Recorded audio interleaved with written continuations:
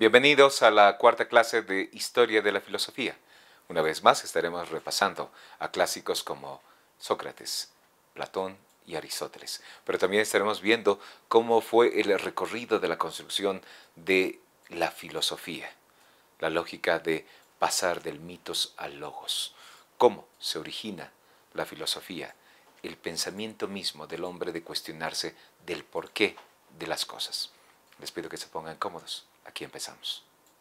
Cuando nos toca hablar sobre la filosofía, es fundamental que podamos ser capaces de encontrarle una definición. Claro, van a existir muchos teóricos quienes nos van a dar una serie de definiciones. Sin embargo, una de las que nos permite aproximar esta idea es Julián Marías, quien va a permitirnos enfocarnos sobre el criterio de que la filosofía es una ciencia y un modo de vida. Ideas articuladas gracias al problema filosófico y dimensiones inseparables, aunque distinguibles, por lo que el filósofo es aquel entonces que posee un cierto saber y vive y se comporta de un modo particular. Sin embargo, hay que empezar también a repasar cuáles eran las definiciones, interpretaciones o qué es lo que pensaban clásicos de la filosofía, qué es lo que pensaban pensadores de la Edad Media, de la moderna, de la contemporánea. Por ejemplo, para Aristóteles, la filosofía era concebida como ciencia rigurosa y saber por excelencia, la ciencia de las cosas, y el modo de vida ejemplar era una vida teorética.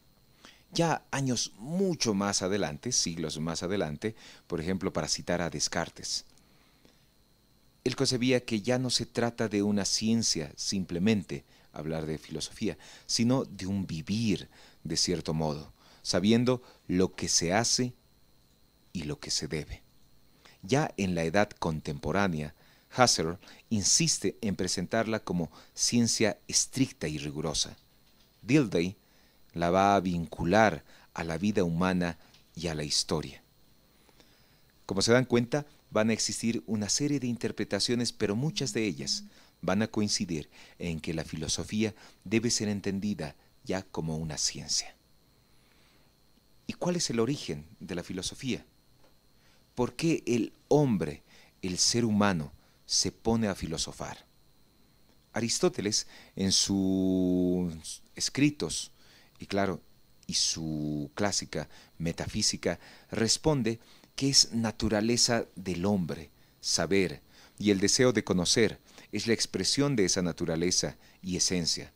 Por el asombro, los hombres comienzan a filosofar, las cosas que prácticamente los deslumbran, las cosas que desconocen, las cosas que ven, los incitan a hacerse preguntas, los incitan a cuestionarse y a tratar de encontrarles respuestas. Y claro, entre esa lógica de pregunta y encontrarles respuestas está esta capacidad de filosofar. Zubiri responde que cuando se pregunta ¿qué es esto?, comienza la filosofía como una nueva actitud humana, teórica, frente a la actitud mítica, es decir, frente a aquellas cosas que las aceptabas tal como son por cuestiones extraordinarias, pero ahora comienzas a preguntarte el porqué de las cosas. Entonces, todo sistema filosófico tiene pretensión de verdad, pero no busca una validez absoluta y exclusiva, porque ninguno agota la realidad. El punto de vista de cada filósofo está condicionado por su situación histórica, y por eso cada sistema es fiel a su perspectiva.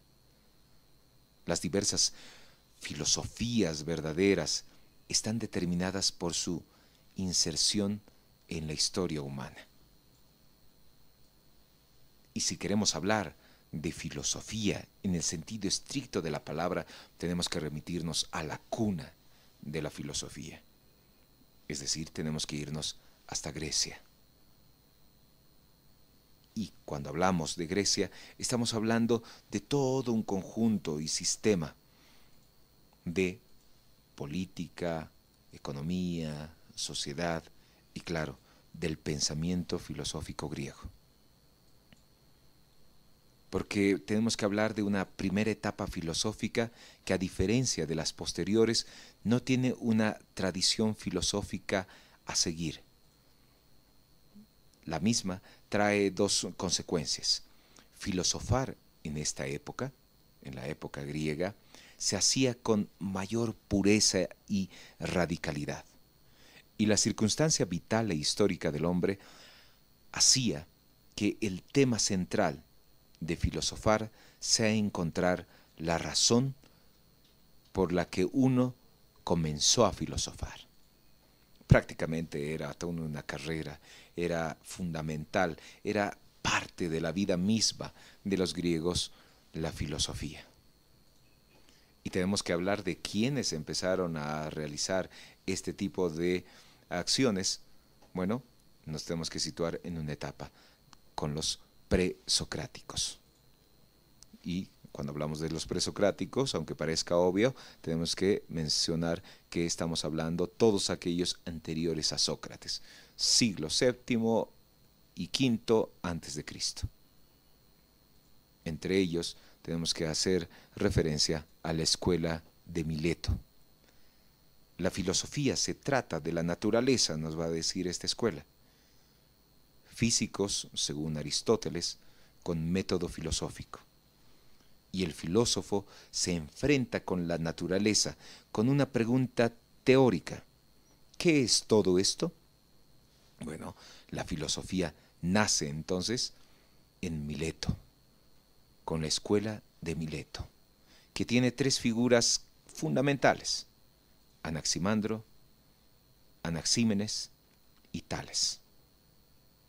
Pero tenemos también, posterior a la escuela de Mileto, a los pitagóricos, que son el primer núcleo filosófico importante y fundamental, denominados escuela itálica.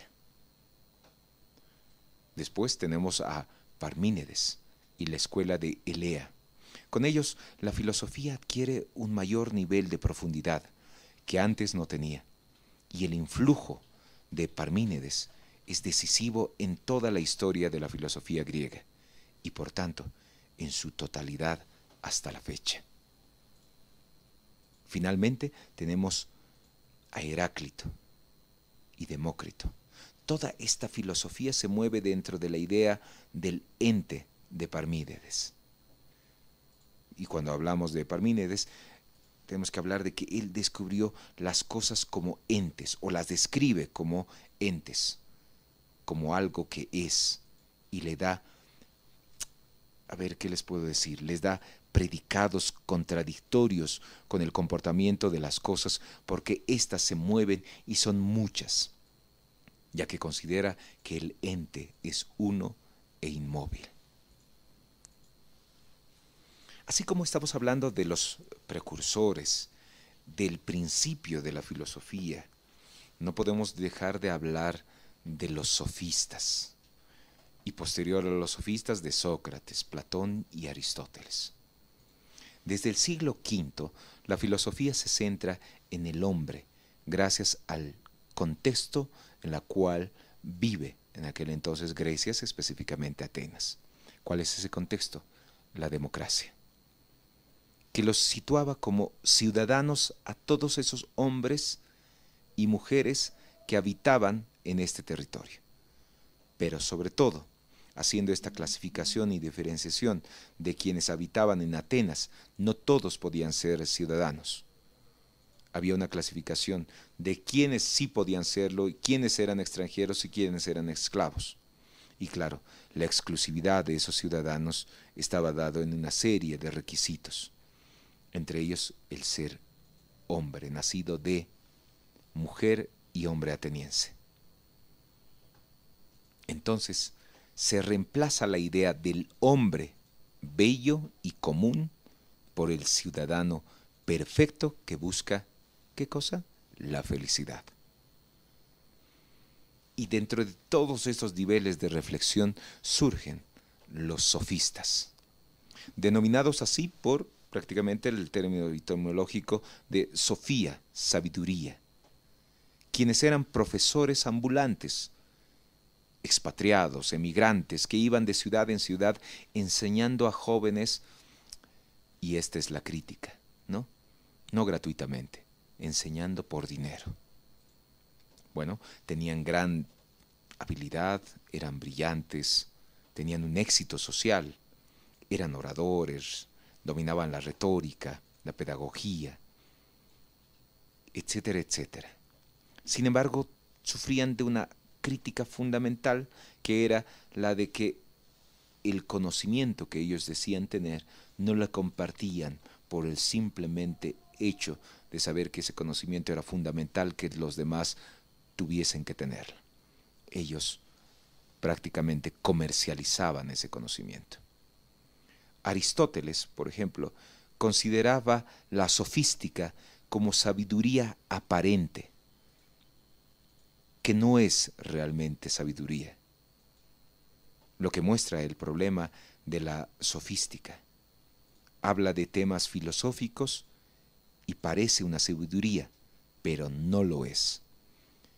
Y así lo concebían muchos y se hicieron de mala fama.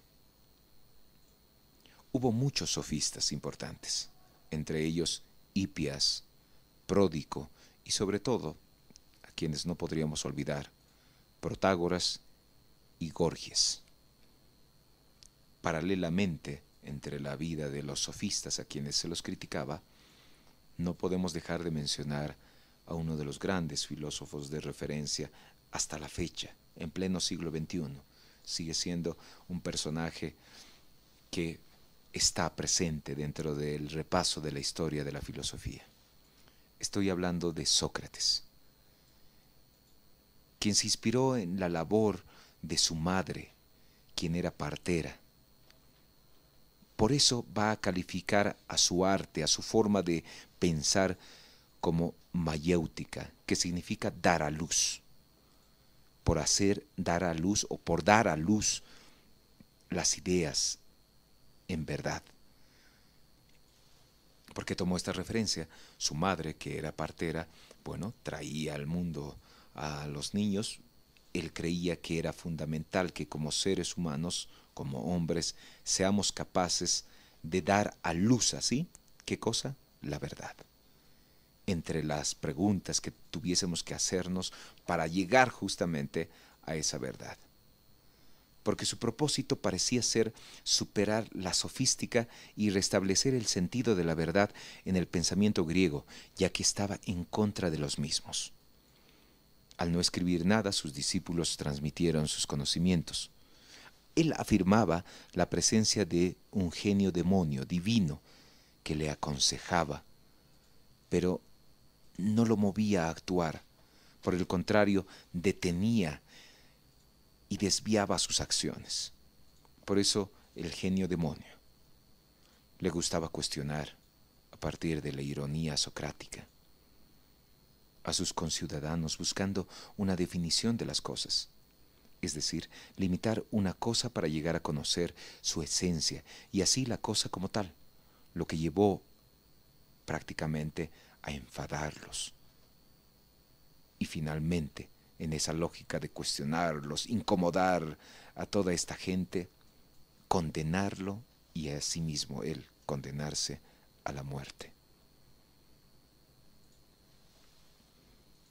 Tras la muerte de Sócrates, quien seguiría sus pasos en una primera fase es Platón, su discípulo. Platón seguía el problema de la metafísica griega sobre el ser y el no ser, encontrar relación entre el ente móvil y las cosas que son variables y cambian. Pero descubre en este camino de buscar el ser de las cosas la idea. Luego de varios tropiezos, entendiendo que para ver una cosa y saber que es necesario saber lo que es verdaderamente fuera de esa cosa, es fundamental conocer la idea. Y de ahí que se plantee la estructura de la realidad. En su texto, La República usa el mito de la caverna para explicar la relación hombre-filosofía y la estructura de la realidad. En suma, se trata de cómo los hombres desde niños se encuentran en una caverna que representa el mundo sensible, con sus sombras, que son las cosas, que tiene una abertura por la que entra una luz exterior, que proviene del mundo verdadero o de las ideas, la va a denominar. Los hombres no pueden moverse y entre ellos y el exterior hay un camino con un muro, donde hay hombres que llevan cosas y los encadenados perciben las cosas como sombras. Una vez que el hombre se desencadena, ve la luz directamente y pese a que le cuesta adaptarse poco a poco, se acostumbra. En un lugar de sombras, ve las imágenes de las cosas y finalmente las cosas mismas, percibiendo el mundo real fuera de las sombras. Entonces, bajo esta lógica del mito de la caverna, donde uno ve las cosas de forma ficticia porque no es capaz de salir hacia la realidad, donde las cosas van a estar llenas de luz. Las cosas en el mito, en esta de la caverna, simbolizan las ideas. Y el sol, la idea del bien. La única forma de salir a ver esa verdad es siendo capaces de desencadenarnos y salir de la caverna. Posterior a la muerte de Sócrates viene Platón y claro, quien va a secundar a Platón va a ser el discípulo también, como lo fue Platón de Sócrates, de Platón. Estamos hablando de Aristóteles. Con él, la filosofía griega llega a su plena madurez y junto a Platón son las figuras más grandes de la filosofía griega. Él descubrió las cuestiones de la metafísica, crea la lógica como disciplina que sirve a todas las ciencias como instrumento y forja conceptos importantes que hasta la fecha se emplean. Él, básicamente oriundo de Macedonia e hijo de un médico que le influyó en el interés por las cuestiones físicas y biológicas, comenzará a ver las cosas mucho más objetivas que su maestro. Aristóteles es conocido por dividir las ciencias en teóricas, en las que están la matemática, física, metafísica, en las prácticas, que es la praxis en acción, que son la ética, la política, la economía y también las poéticas, es decir, la producción de la poesía y la retórica. Cuando hablamos de Aristóteles tenemos que hablar sobre los grados del saber, de la ética, de la política, que son las que fundamentalmente van a representarlo entre muchas otras cosas. Cuando hablo sobre el grado del saber, plantea la cuestión del saber por excelencia y la denomina filosofía primera, que es igual a la metafísica, misma que asegura que todos los hombres tienen por naturaleza a saber. Y señal de esto es el gusto que tenemos por las sensaciones para conocer, aunque tenemos otros modos superiores de saber como la experiencia. Pero también nos habla sobre la ética. La ética aristotélica es, como menciona Julián María, la ontología del hombre y establece que el bien es el fin último de las cosas y acciones humanas y que el bien supremo es la felicidad, entendida como la plenitud de la realización activa del hombre en lo que tiene de propiamente humano. Está la vida de los placeres que da cierta felicidad y la teórica contemplativa que es superior a la anterior. Es la más excelente porque el entendimiento es lo más excelente que hay en nosotros y porque el entendimiento conoce las cosas más excelentes entre las cognoscibles. Pero así como estamos hablando de la ética, es fundamental hablar de la política en Aristóteles, quien se ocupó a fondo de los problemas de la sociedad y el Estado.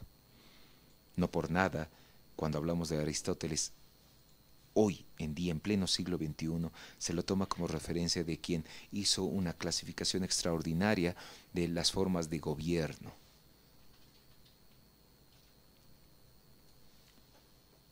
Dentro de su texto, La política, considera a la sociedad como parte de la naturaleza y no convención como los sofistas. Y como toda actividad o praxis se realiza en vista de un bien, que es su fin, y le confiere sentido. La comunidad tiene a un bien que es el bien común de la polis. Su origen está en la familia, que agrupándose varias formas, una aldea o una comunidad, permiten generar esta lógica de vivir en comunidad. En los tiempos de Aristóteles no había posibilidad y concepción y lógica de entender que alguien que pudiese concebirse como ser humano pudiese vivir fuera de la ciudad-estado. Si fuese ese el caso, no podría ser más que o una bestia o un dios. De ahí la importancia y lo fundamental de concebir que el Estado era parte propia del ser humano. Fundamental. Igual es importante hablar de la voluntad en lo social para que exista la polis, que es la interpretación estatal de la sociedad, en la que nadie está sujeto contra su voluntad. La jerarquía de los ciudadanos está basada en los tipos de vida, trabajos inferiores y económicos para esclavos y el pueblo, defensa y dirección de la polis para guardianes y gobernantes, y está más a favor de una polis agrícola a una industrial. El régimen del Estado puede ser de tres formas puras, rígidas por el interés común. Nos va a mencionar una primera forma de gobierno, como es la monarquía, la aristocracia y la democracia, las cuales, nos dice, se degeneran en, de manera paralela, tiranía, oligarquía y demagogia. Aunque las ventajas del régimen mixto o república, resultado de la mezcla de las formas puras, da mayor estabilidad y seguridad. De ahí que Aristóteles se lo considere como el filósofo del justo medio, porque él nos va a hablar de que ante la presencia de una forma de gobierno como es la monarquía, la aristocracia y la democracia, tendría que existir un nivel de equilibrio donde, por ejemplo, la oligarquía, el gobierno de los ricos, frente a la democracia, que es el gobierno de las grandes mayorías, pero los que no tienen estas riquezas, podrían entrar en un conflicto constante entre quien tiene y entre quien no tiene. Y es fundamental encontrar un equilibrio. Y ese régimen mixto o república permitirá generar una estabilidad social y política. Después de Aristóteles, la filosofía griega pierde el carácter metafísico y se convierte en especulación moral y menos formal metafísicamente. Deja de ser filosofía creadora y se convierte en comentario. En este apartado es fundamental entender el periodo que se enfoca en cuestiones de ética, concepción de la filosofía como estilo de vida, y el filósofo que descubre al hombre. No tiene mucho rigor intelectual, ya que para Platón y su discípulo la filosofía es una ciencia, y saber sobre las cosas que son determinado o en determinado aspecto por la necesidad de vivir en la verdad y cuyo origen es el asombro. Finalmente, para cerrar ya esta cuarta clase, tenemos que hablar del neoplatonismo, la cual rescata el pensamiento de Aristóteles y plantea por última vez el gran problema metafísico. Se plantea en términos griegos con matices de cristianismo y religiones orientales. Divide la filosofía en antigua y cristiana. Y de hecho, los dos modos fundamentales de pensamiento filosófico son el griego y el cristiano. da gran importancia a la belleza. Lo bello es la apariencia más visible de las ideas y en ello se manifiesta el mundo suprasensible en forma sensible. El neoplatonismo es panteísta. No hay distinción entre Dios y el mundo. Este procede del uno, pero no por creación, sino por emanación.